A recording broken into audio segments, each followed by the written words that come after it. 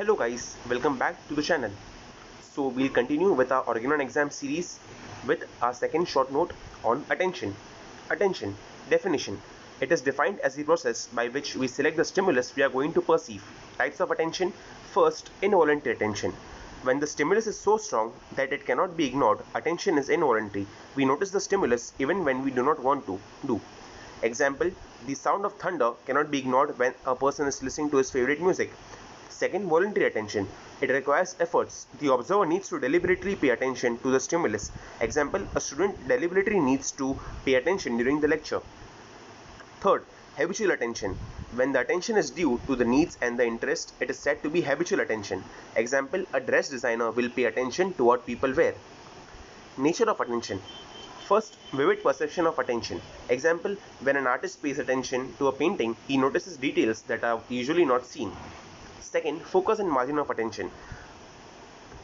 Whatever stimuli are clearly perceived are said to be in the focus of consciousness. Those that are dimly perceived are said to be in its margin.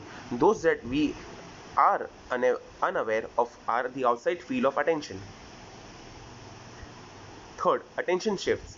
What is the margin of attention may move into the focus and vice versa. This is the shifting nature of attention. Bodily adjustments in attention. While we are attending to a stimulus, certain adjustments takes place within us. Body posture, fixation of a sense of organ, etc.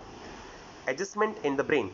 While we are paying attention to a stimulus affecting one sense organ, the central nervous system blocks out the stimuli affecting the other sense organs. Determinants of attention. There are both objective and subjective factors. Objective factors.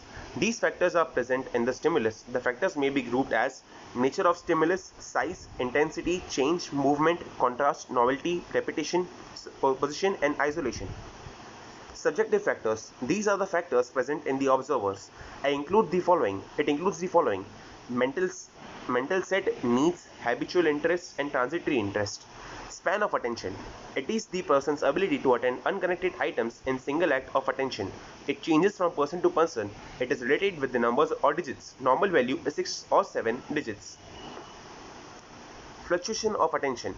Attention is never continuous. Shifts in attention takes place every now and then and may take place in seconds without our awareness. Okay, thank you.